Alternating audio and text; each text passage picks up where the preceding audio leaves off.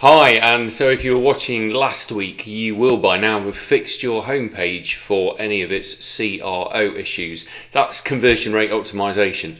But there's a lot more to a commercial website than the homepage. So this week, I'm showing you some real life examples of where e-commerce stores are falling short on their conversion rate optimization, what you can learn from it, and how to fix it. So let's dive in.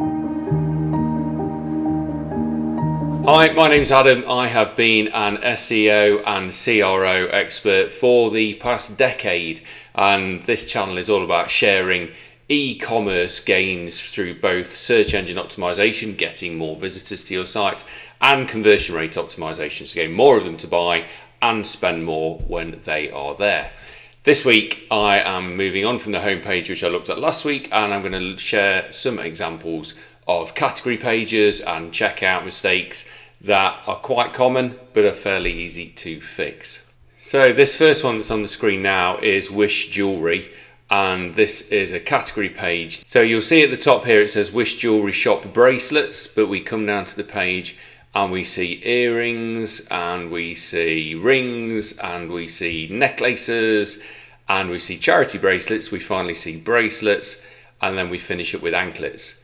And what you also see is no consistency of imagery, lots of different styles and types, lots of products on the page, and no way to filter. And with no filters, no clarity, they're probably not doing great for conversion.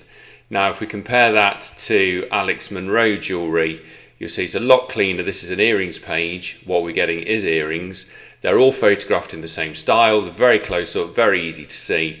We've got fabulous filtering system down the side here, and we've even got call outs like back in stock and new in that are not offensive, they're not in your face, but they are there helping the shopper pick new products that they might want to see. Okay, let's move on to baskets and checkouts. Now here is a classic mistake. This is Papersmiths. I've put a product in my basket and I've got a checkout button down here, but it's hidden behind my wish list and 5-star Google reviews. Man, oh man, the only thing you want people to do on this page is go to the checkout. Why on earth would you put two different calls to action directly in front of the button? And why has nobody in your company realised that this is happening? That is turning people off. It's probably hard work on a mobile to deal with, and you are most certainly getting abandoned baskets because of it. On the flip side, let's go to a checkout page here. This is the journal shop, and what they're doing fantastically well is the upsell. So they've got a very clean basket, clear to see what the product is, price, lots of easy pay buttons, but at the bottom here we've got other customers also bought, so they are trying to increase the size of their basket, their average order value, and this is a really simple technique. A more honed version of doing it, especially if you've got a smaller collection of products, is to actually pair a relevant product with the one that's in the basket, making it more likely that the shopper will take that up. But either way, doing this is guaranteed to increase your average order value. And then finally, we're going to, I don't know how you say this, Mule, and these are selling razors, and again a very nice clean checkout, but the mistake they're making here is this incredibly visible discount code or gift card box. I don't know about you, but the second I see discount code I go and search for discount codes, which brings up this orange offers. Most of these no doubt don't work. I've got to give over my email address. It's advertising in your face. What what they should do is have their own discount page, their own discount code. Either we're pre-populating in here, or we've got a link to the discount code page on the website. They stay on the website, it applies to the basket, and again, you're not getting abandoned baskets through frustration because the shopper thinks they're being diddled. They're looking at it thinking, okay, I've got £46 in my basket, but there's a discount to be had here. I can't find it, therefore I'm out of here.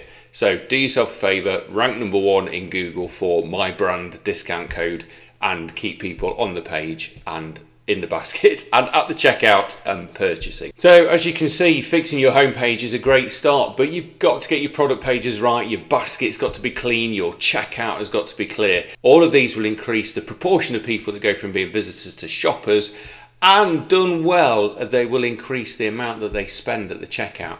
So it's well worth putting the effort into CRO for this conversion rate optimization. Now, if you are busy working on your business rather than working in your business, and you would appreciate my 10 years of experience growing your checkout value or increasing the number of people that purchase from your shop, then just click this link on the screen and I will share with you my cheat sheet, and at the same time you can find out exactly how you can work with me and get an audit for your CRO and drive your online store to making more sales and more profit. Next week, a masterclass in checkout. Until then, take care.